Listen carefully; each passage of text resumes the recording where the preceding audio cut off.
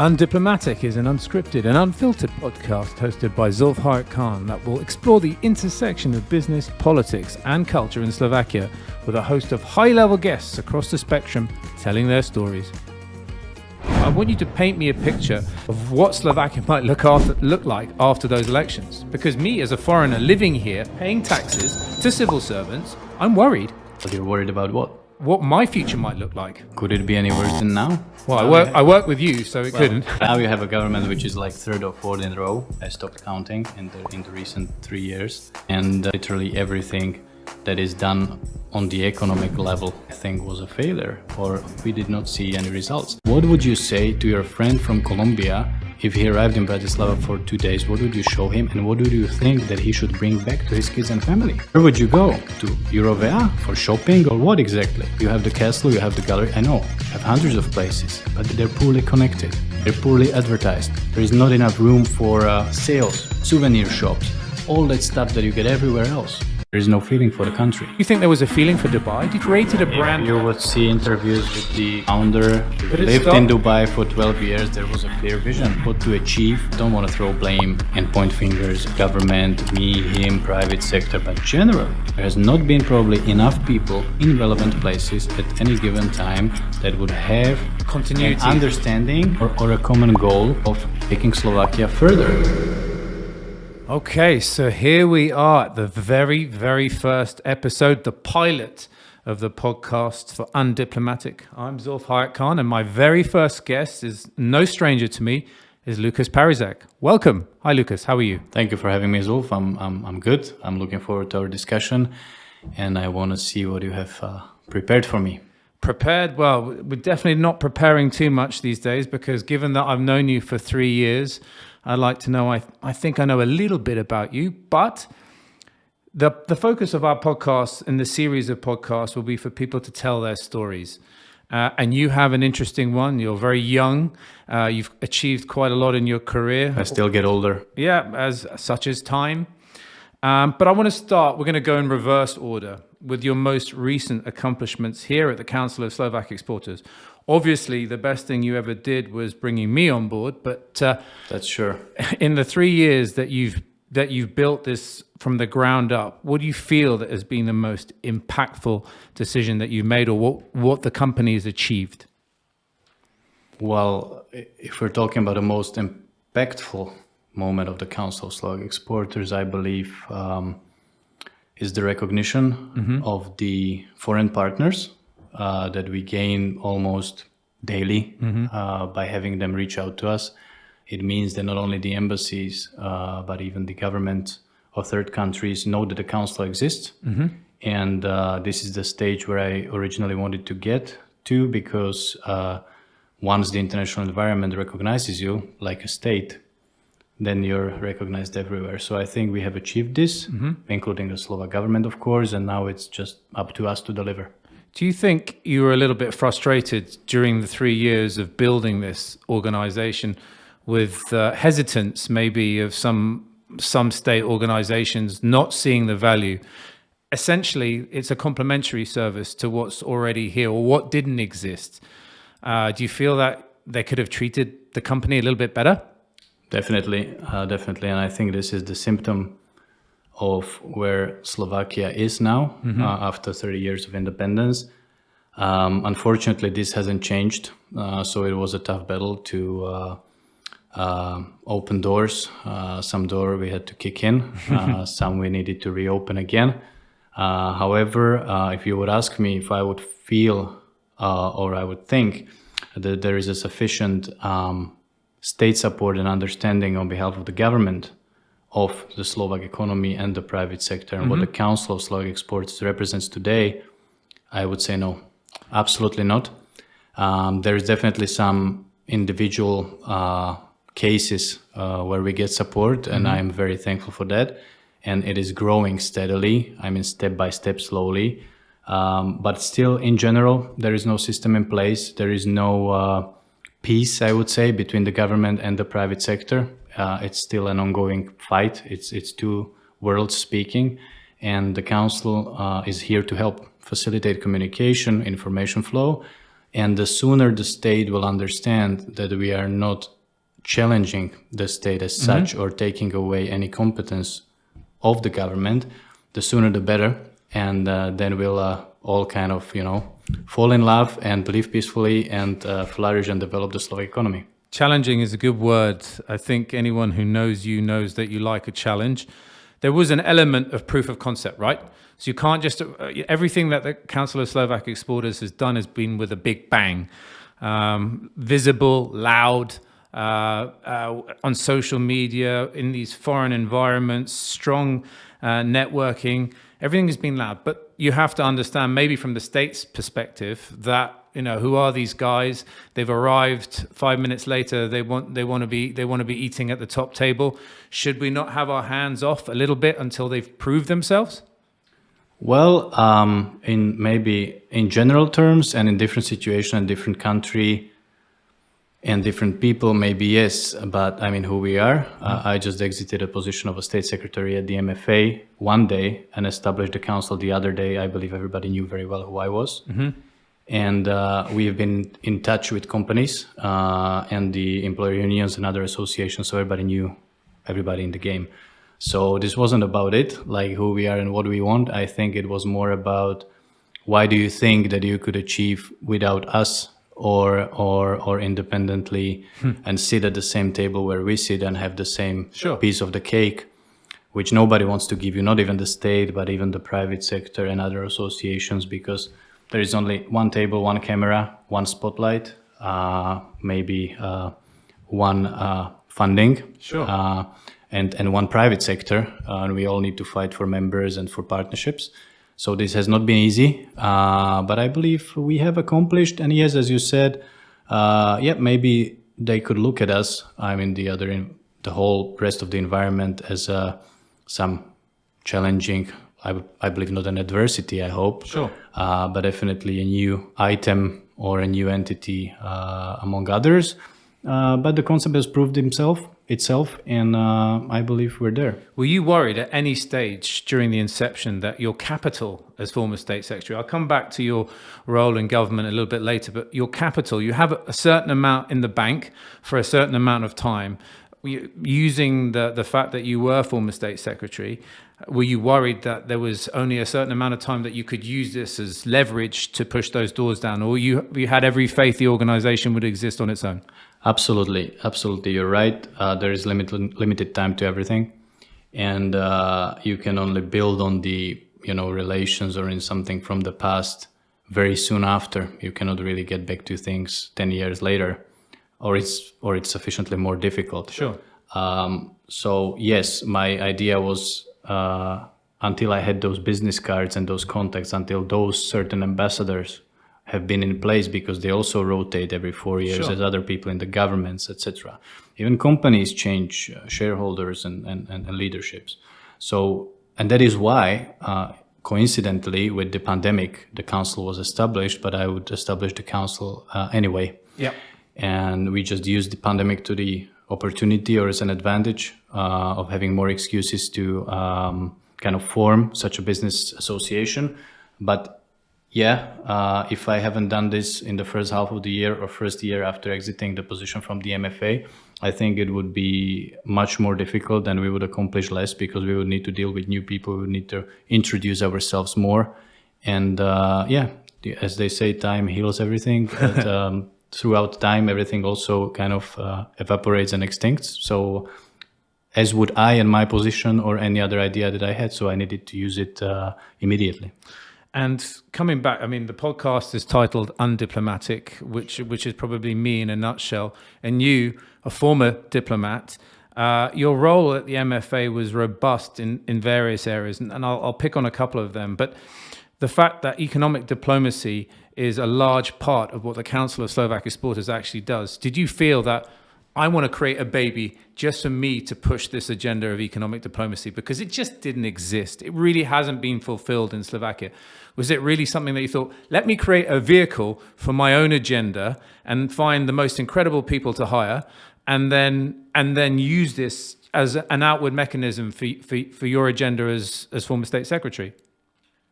Well, I wouldn't really argue that there was not a component that would be selfish from my perspective. When putting this together, of course, first of all, I like the portfolio. And I have identified, because previously throughout my career, I was focusing more on these general topics of international relations, security angle, which many people think that in Slovakia is the, that here is the line between the east and west, and everything happens here. So we have so many geopolitical analysts and entities and people taking an angle of shaping the, geopolitical environment. But then at a certain point when being at the MFA, I was probably lucky to have the agenda of the economic diplomacy in my portfolio. And I found out that not only it was kind of overlooked and nobody gave it any attention, but also this is a portfolio where you could really deliver.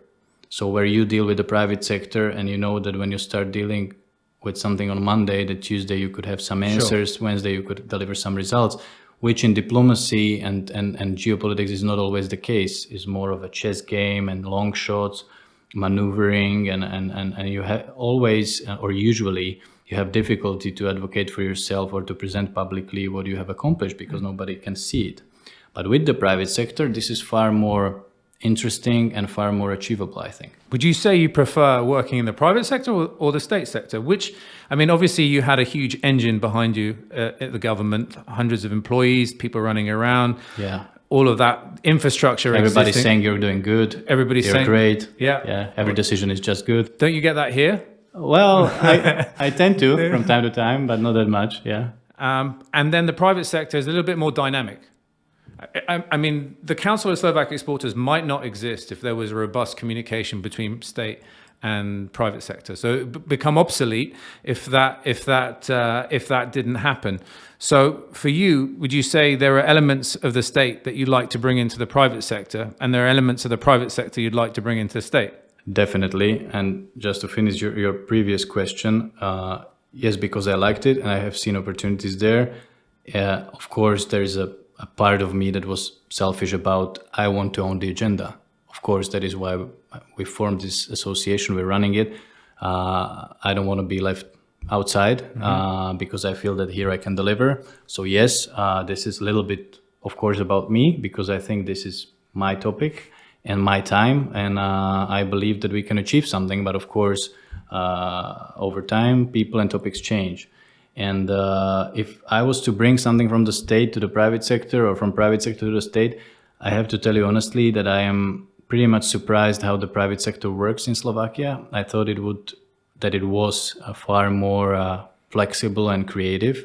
Actually, even the private sector has so many procedures, handcuffs, obstacles, dead ends that I didn't even think about before entering it. I still have far more experience from the state sector. I understand the state sector more.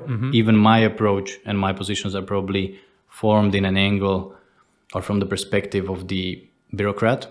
But I'm learning to forget some things because they just make your life harder and more complicated, and be more open and more flexible. And I think we combine this at the council. Yeah. So we look as a state institution, we have some formalities, we speak on behalf of the companies and state, and we interact with governments. But on the other hand, I believe we deliver swiftly, we respond very actively and very, very, very, very fast. And yes, and we don't stick to too many rules and proceed. We don't have any knocking doors down, law limitations. Yeah. So we can actually do anything we want if we deem it fit. And I think that's what we do. And that's what the private sector appreciates. I want to pick up on something. I'm not a psychologist or a psychotherapist or anything like that, but you said you didn't want to be left on. I hope I don't need a therapy.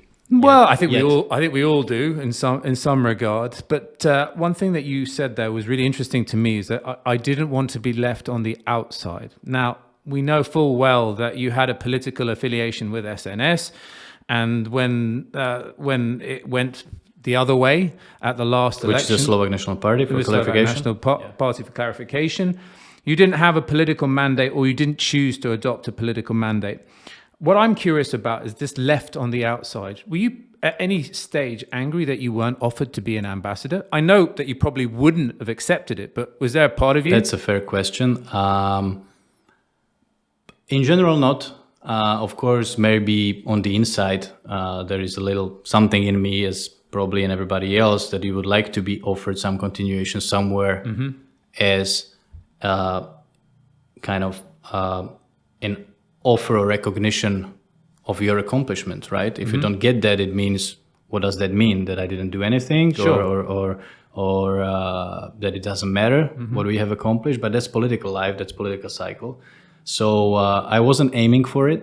I still think that I was at that moment, and even probably now, too young for an ambassador position. I never asked for it, but yes, I was never offered one. But you were young for a state secretary. That's how it is. Yes, but there was a younger one after me now, so I didn't get that. So now I just have to hope to be the most efficient one. If you'd have been offered it, would you have accepted it? Ambassadorship? Yeah. Probably not, because that wasn't something I was looking for. So I would turn it around. If I desperately wanted, I think I could have achieved it with some political support, of course, which is kind of natural and regular. But as I was not, I think I was making clear to most of the colleagues and other people in the environment that this is not a journey that I would go for at that point in my life and at that age. I get that. And one thing I always wanted to know is that, do you feel that you, at any stage you were let down by the Ministry of Foreign and European Affairs? No, 100 times. Yeah? Yeah, that happens regularly. I would also consider it normal because that's kind of diplomatic life and political life, first and foremost, but also diplomatic. These are moments where you achieve more, you achieve less, where you have the support of the environment and the colleagues, and when there is some internal quarrels, sometimes internal domestic policy reflects back on you, on the MFA or on the foreign policy. It's not always visible in the international environment, and not everybody sees it. But yes, I mean, it's not a happy family, as I believe none of the entities and state organizations are. So yes, I had those feelings a couple of times. And given the state of Slovak politics, there have been so many state secretaries coming and going, revolving door. It perhaps holds less significance than it might have done while you were in office. Is it something that you would like to go back to? Do you harbor any aspirations to go back into either the civil service or the political arena? That is something like the ambassadorship. From my perspective, so I wouldn't say no or never at this point. But again, it's not something that I'm actively looking for now, right? But should there be an opportunity which would make sense for me at a given time, and most probably and most likely, if it would have, or most ideally, if it would have a direct connection to the economic diplomacy export support, I would definitely consider such a possibility. But I mean, in general, just to get a position again and see how it goes. Of course, I harbor some very good memories of that very interesting time of my life, and a very dynamic international environment. So I'm thankful for that I had the opportunity to be there for that time, and I believe that we have also accomplished some things and we achieved results. So yes, on one hand, partly yes, but on the other hand, if the council develops as it develops now, further, I'm absolutely happy to be just between the private sector and the state. The bridge between. A very diplomatic response, as expected. See now former employees of yours or colleagues of yours are now talking about presidential candidacy. There are state secretaries scrambling for jobs also. So there's it's a very... I believe it just proves what I said. Exactly. So that's regular. The organic nature of the private sector is, even though it has the handcuffs that you mentioned, probably something that you can help bridge the gap, which probably didn't exist before. But the private sector, Zulf, in Slovakia is not, or the society is not ready to absorb and to recognize the political elites, should they be any, right? Why is there such a loss of faith? In Western governments or Western democracies, it is absolutely common that you have people in politics exiting to high or respected positions in the private sector and getting back to politics. Is just a regular circle. But everybody in Slovak politics has just turned out to be always on his own after his term, and no company would like to employ him because they would think that they would get politically affiliated, which is nonsense. It's just kind of a first-hand expectation or impression that is created probably. Sure.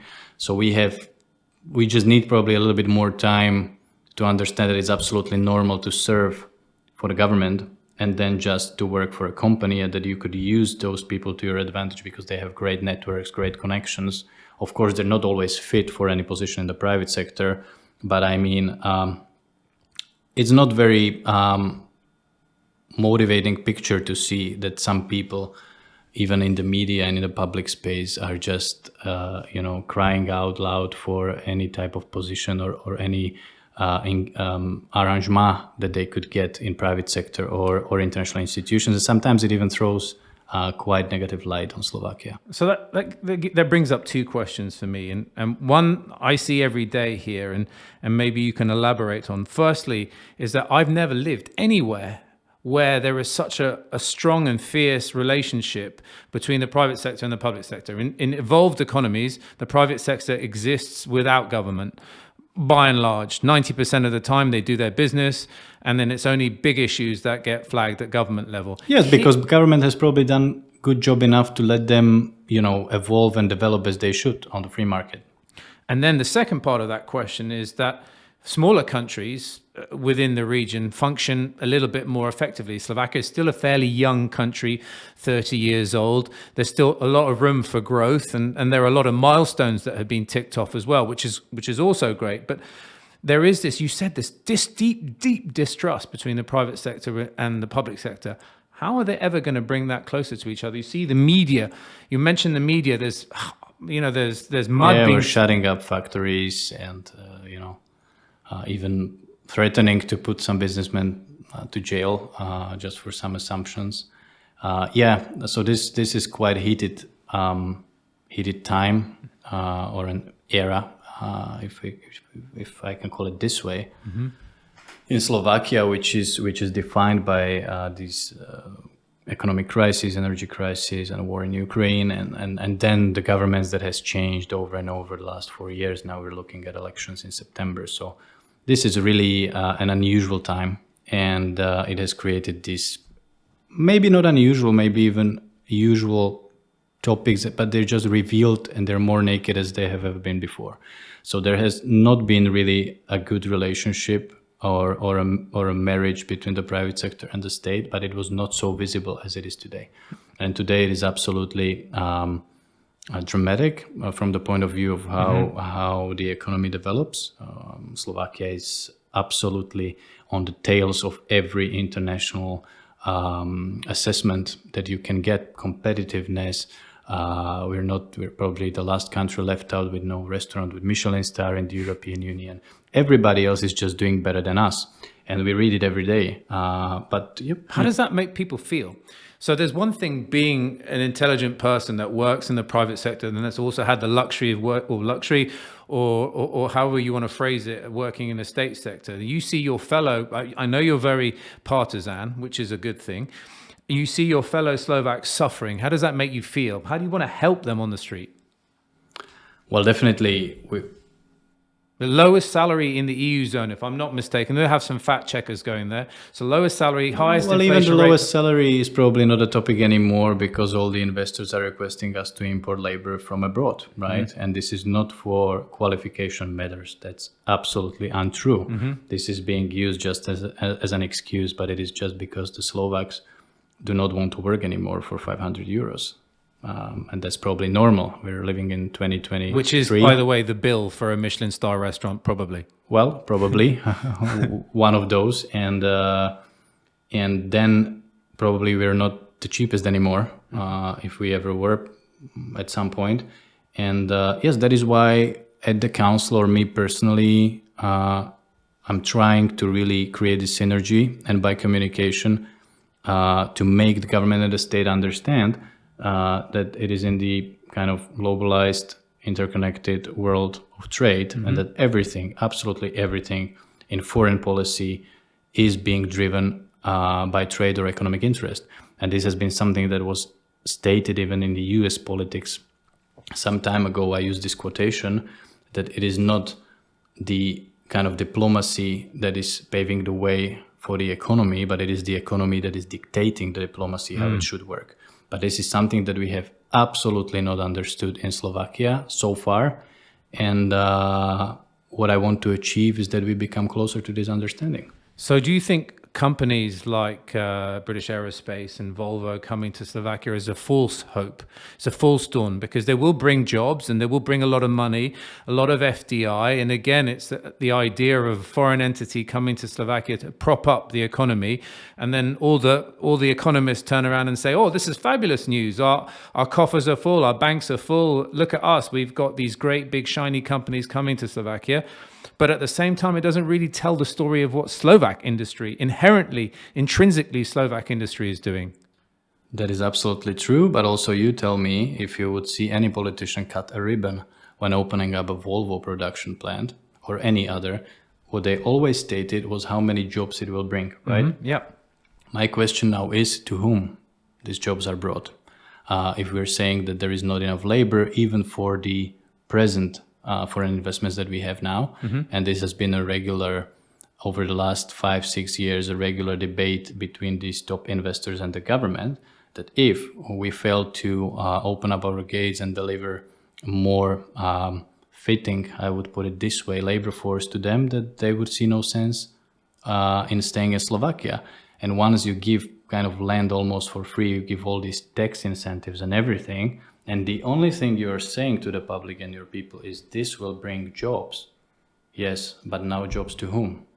Yeah, it makes no sense if it's foreigners. To third country foreigners that will be hired, then what does it bring to Slovakia? Sure. Or to Slovak people? I'm not against anything. I'm an international guy, but then what is the case making of such an investment? That's a question I pose. I'll come back to the international guy thing in a minute, which is interesting element of the economic diplomacy side of things. But we have election cycle happening in end of September the 30th. It's not even cycle. We got elections sooner. The cycle is happening now, and the elections will happen on the September the 30th.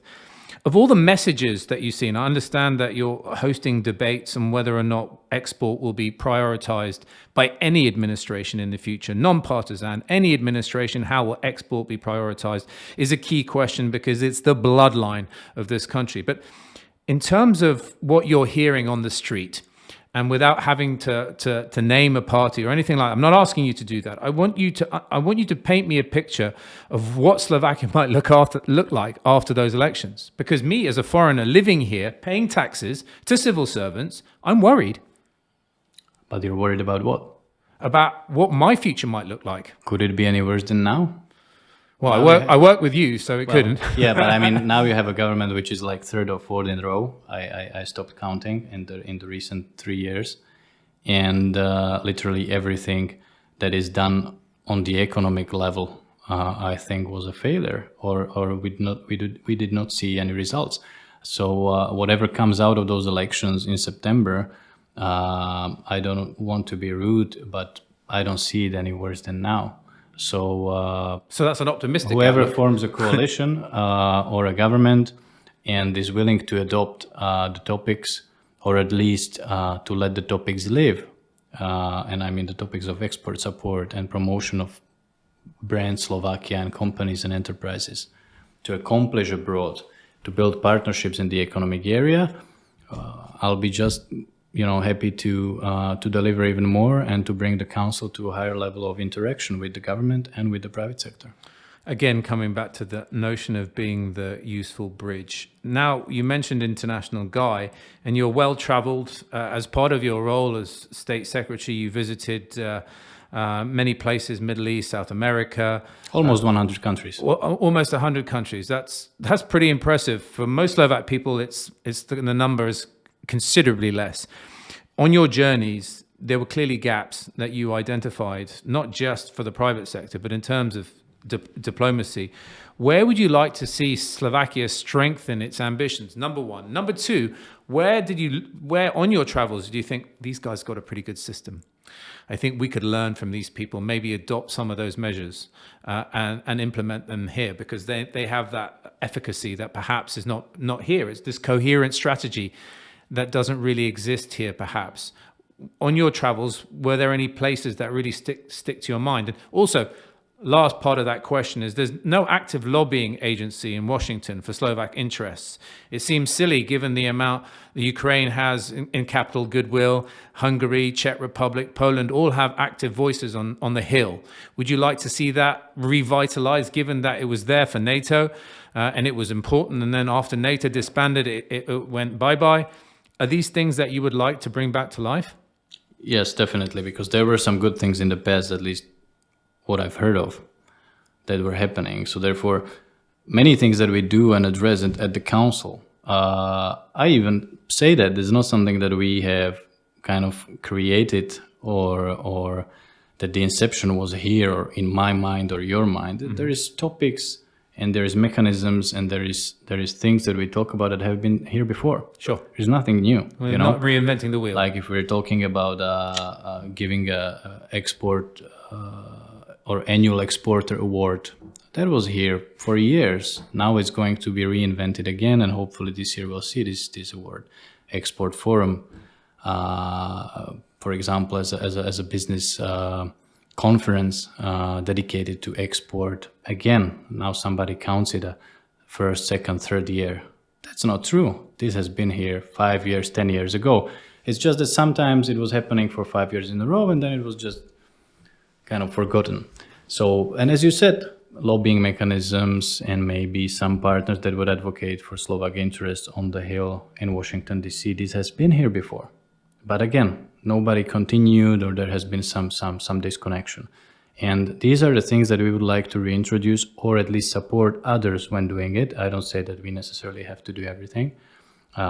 We even do not have capacity to encompass all the necessary support for the economy, but we will always be pointing at these things and will be kind of reminding the government that this is the way to go and this should be kind of reintroduced. If you're asking me about like what I have observed when traveling all those countries and places, that what we lack as Slovakia is definitely also a more visible, more on the ground and more active foreign presence, because so the closing of embassies is a bad strategy. We're a compact country or a small country, somebody says. That's probably true. But it's not an excuse for shutting down your diplomatic presence or just, underdressing yourself, right? I think the smaller you are, the louder you need to be. The worse you look, the nicer you should dress. So that you would need to kind of invest more even efforts to convince the world, because where there is not enough substance, at least the form must be there. Sure. And I have to say that we have substance, but we could have far more. But what we can always do is form. You can always have very nice, shiny embassies full of people, ambassadors, and everybody selling this country to the whole world. And this is not happening. And I've seen it in all of the places. So wherever I visited an embassy, in most cases, ambassador was telling me, well, this used to be a accommodation facility for trade representatives. This used to be our garages, but now we have only one car. This used to be a swimming pool because some time ago there was 60 people here on behalf of Czechoslovakia, but now it's 4 of us and there is 10 Czech partners. So everything has been shrinking. This used to be a nice little grass. This used to be a gallery, but everything is a kind of a sad story, what it used to be. And no evolution. Everything is diminishing, shrinking, then it is being sold. And we've shut down recently embassies. Yes, that's definitely a failed course, because Hungary is opening embassies. Czech Republic is opening up embassies. And if somebody tells you that you can do diplomacy over Twitter or social media X, or how is it called nowadays? Everything changes daily. I'm too old for that. That's absolutely insufficient. Yep. Most of the world out of the EU will not do anything with you over emails. You need to be there, you need to shake hands, you need to talk to people. And the other question of yours was what we could take away from the others and where they do it better. Just Czech Republic. Kind of our neighbors, brothers, the other country that we used to form one country together just not too far ago. And I think they're just like 200 years ahead of us in everything, absolutely everything, in the understanding how to approach the private sector, in the understanding how to promote the country, in the understanding how to build on the Czechoslovak brand, in the understanding how to position themselves. Who has better beer? East and West and all these connections, that they have. Who has better beer? They definitely have probably better beer in general, but I would always pick a Slovak brand if you would ask me. The sad story is that you can't even, there is not too many places that offer Slovak beers in Slovakia, and you have to do, you have to work hard to find a good Slovak beer somewhere in a restaurant, or you need to go far to the region. That's interesting that you say that. Now, we hopefully will expand this podcast to the international community just so that they can get an idea of what Slovakia looks like. And it's very hard for me, again, as a foreigner, to really tell a story of Slovakia. And one of the issues is I don't find that there's a coherent brand to the country. We can talk about Czech Republic having castles and beer, which is something they're trying to move away from. We can talk about the history of Budapest, and Vienna has this architectural wonders and close allies to. They have Red Bull, they have Dominic Thiem. There are all of these things. Now that I've lived in Slovakia, I've seen that you've got wonderful skiers, you've got great ice hockey players. There is great stuff here. For sure, and talented people. They're just not, but you know very well, even in the sports sector, how insufficient is the relation with the state. How they have to self-finance themselves. How they don't find enough support. How they have these conflicts with certain associations or state entities. Who's going to support whom? Who will wear whose colors and brands and all these things. This is absolutely crazy. Logos changing. I've been to Croatia, and literally on every corner in Croatia, they're selling off these football jerseys of Luka Modric. Yeah. I don't see any football jerseys of Škrtel Hamšík here in the city at any time, or even Sagan. When Sagan was hitting all the first places that there were in cycling, some people even told me that he was more kind of publicly dominant in Italy, where people would go out loud crying and begging him to give them a signature, a T-shirt or anything, and we never made any solid business around it, which would have been good for him and for the country as well, to pick on that brand and to sell him everywhere. So it's the same with Hamšík, who's very, very popular in Napoli, in Naples, Milan Skriniar in Inter Milan, and of course Martin Skrtel at Liverpool. Lots of talent. Of course, the tennis players are very talented. There's so much talent here, and I've still yet had anyone that I've met in Slovakia tell me, what is the brand? What is the brand of the country? There is no brand. There is no brand. There used to be this little big country stuff that was called brand some time ago. Now it's called Good Idea Slovakia, where we try to persuade the world and ourselves. Take the tagline away. What do you feel? Yeah, but this is what they say. Yeah, but if you remove the tagline entirely, because those are just sound bites created by marketing people to try and entice people to the country. Forget that for a minute. But you're a deeply passionate Slovak man. And you're passionate about your country, you're passionate about its economy, you're passionate about its future. If you had to condense the brand of Slovakia when you go onto these foreign missions, and when you meet these embassies and you meet these diplomats and you meet all of these people, how do you condense the idea of Slovakia to them? Because most of the time, they're not even based here. It's an afterthought. For me, I want to understand the core of what Slovakia means to foreigners. It's very hard for me as a British person living in Slovakia to tell people what Slovakia means. It means a lot to me because my wife is Slovak, my children are half Slovak, we live here. So yes, I'm entrenched in Slovakia and I like it. But what does it mean to a Slovak person when you're trying to sell the idea of Slovakia abroad? Well, it's difficult. I'm not sure if I have this answer for you, because to me, it means home, and whoever it means home to, is different. You can never explain, the feelings and the connection that you have with the land, with the people, with your neighborhood. I don't need to sell it to anybody. It makes sense for me, right? But if I was to sell it, I just know what I would want it to be. But it is absolutely not on all counts. This is the problem. 15 years ago, I would make my wave in every discussion around the world, at least Northern Hemisphere, that we have been the hockey players champions, right? But this is just far away in the distant past. Yeah. Okay, now we have drafted top 3 drafts, 2 Slovaks and last Olympic year. bronze medalists. Okay, that's great. But systematically, this is going down. So now, so that's corruption, though. Yeah, how do you you clean the corruption too? Corruption or a system, you name it. I mean, it's a problem that this country is not developing. It just formally has been, from the macroeconomic perspective, looking well. Of course, it has moved somewhere over the last decades, but it has moved far less than it could, you know. And if you go around the neighboring countries, you would see capitals and cities that are just far more developed than in Slovakia. And there is no reason that somebody could, you know, make an excuse why we do not have a highway connection. So this is absolutely crazy, and nobody is talking about it.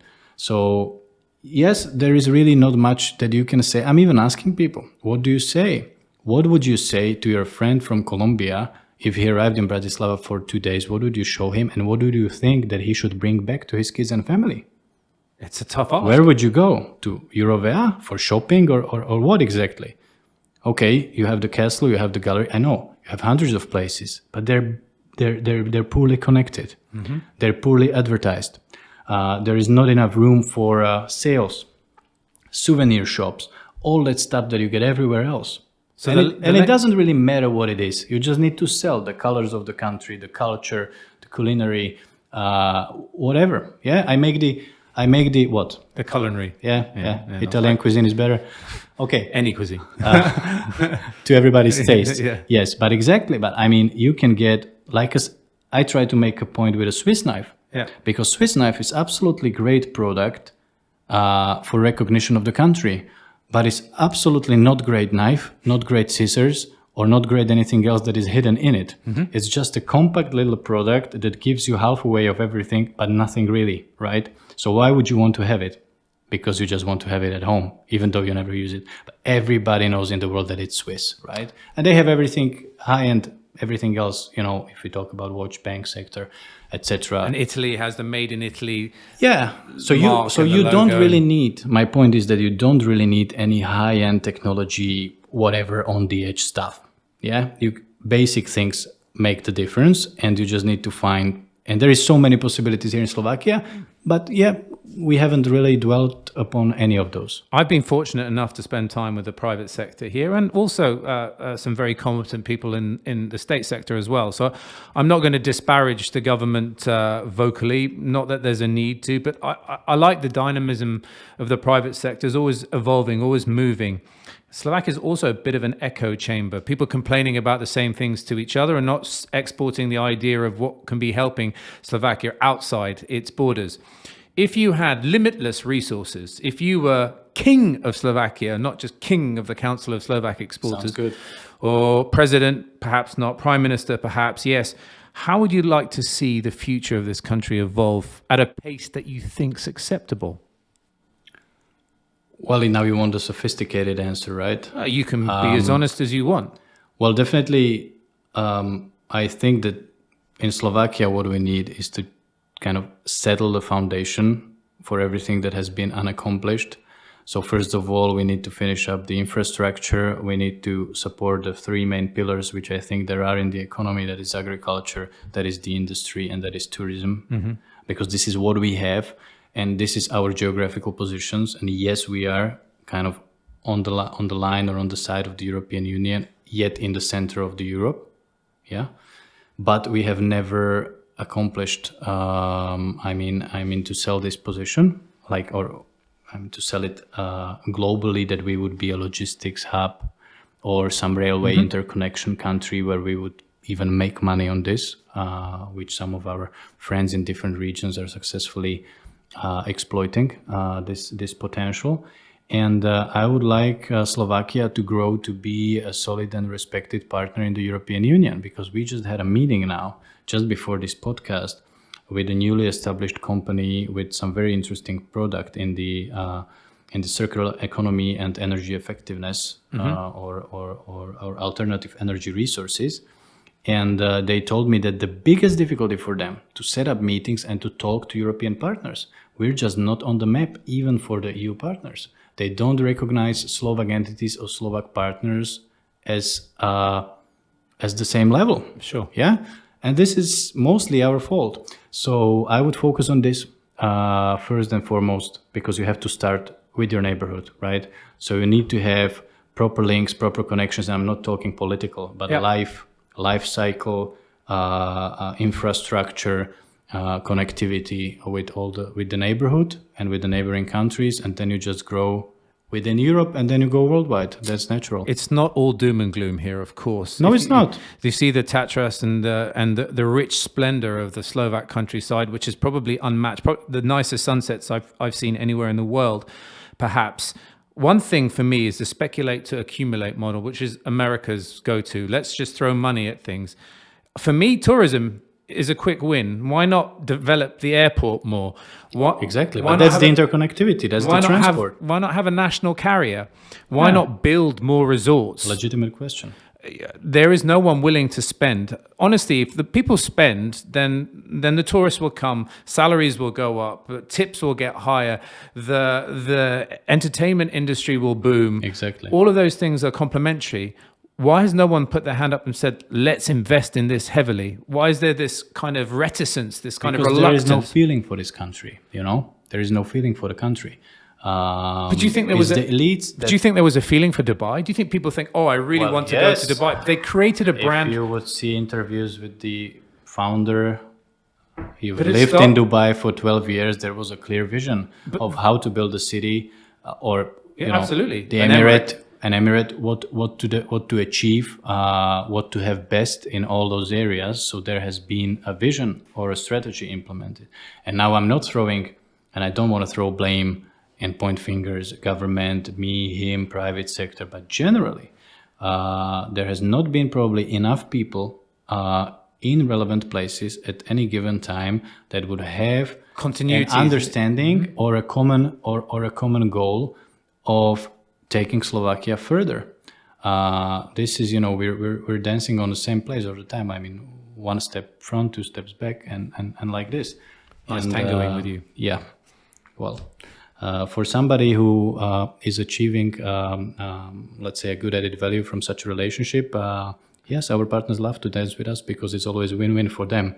But now we need to find our way to achieve more. Moving to you personally a little bit, you're a very well-educated man. You've traveled, you studied abroad. Thank you. Famously studied at one of the best institutes in Moscow, McGiMO. One question that has bothered me as being part of the Council of Slovak Exporters, in fact, it's the first mention of me involved in the organization, is that sometimes people have tarnished us with the brush of being some form of Russian agency. What do you say to people who say you're an agent of Russia? Non-partisan organization. You know what I say to them? I work with Zulf, and he's British. Okay. Well, why does this? And then it stops. Why does the specter of this affiliation just? If I speak Spanish, am I a Spanish agent? Well, for some, maybe yes. I don't know. But generally, this has evolved around my personality, or developed, during the times when I was involved in politics, but even before. Well, it's absolutely, I would say, I don't want to call it a primitive speculation, but there's nothing sophisticated behind it. Mm-hmm. Everybody's probably formed and has an affiliation to the places where he has been, he, she have been, or friends that they had, or studies they accomplished. And it's probably only natural if you have somebody that was achieving a degree in United States or in Russia or in the Middle East or in China, that they would have a certain affiliation or affinity for the region, for the country, for whatever, Absolutely. for the people that would have many friends there. So I do have many friends in Russia, and this doesn't change. And it just might have been that, unfortunately, the geopolitical situation and then the war in Ukraine and different moments in the international affairs have led to a disconnection with Russia, to some certain adversity, to certain moments that have been more, let's say, challenging and not very positive.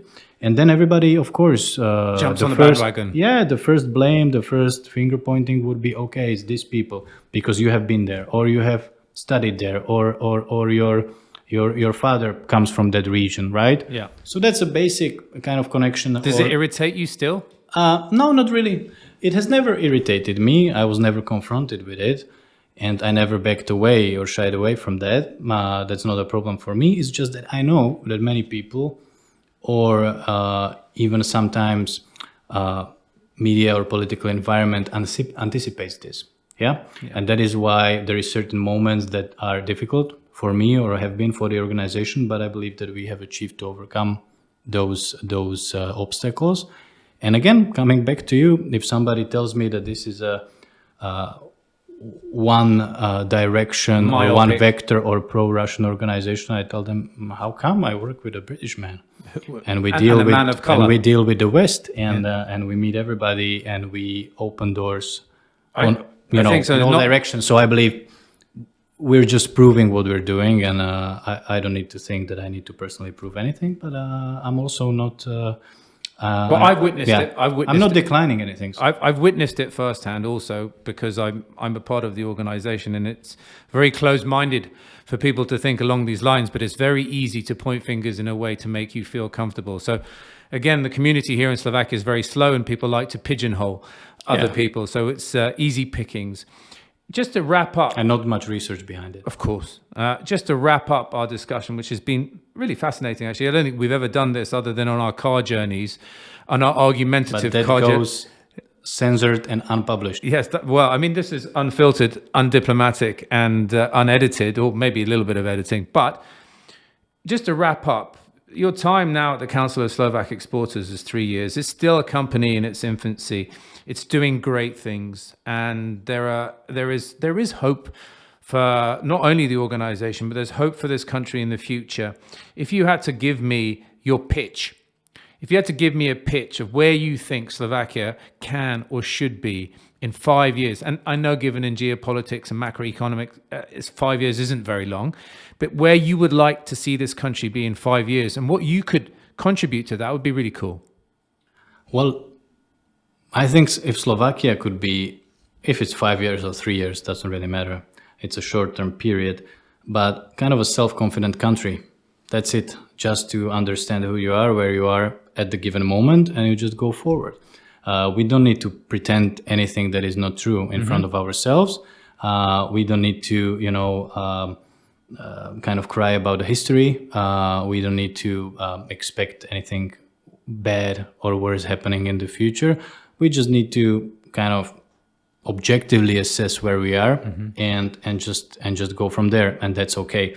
And if we need to catch up with anybody else, we will at a certain given time.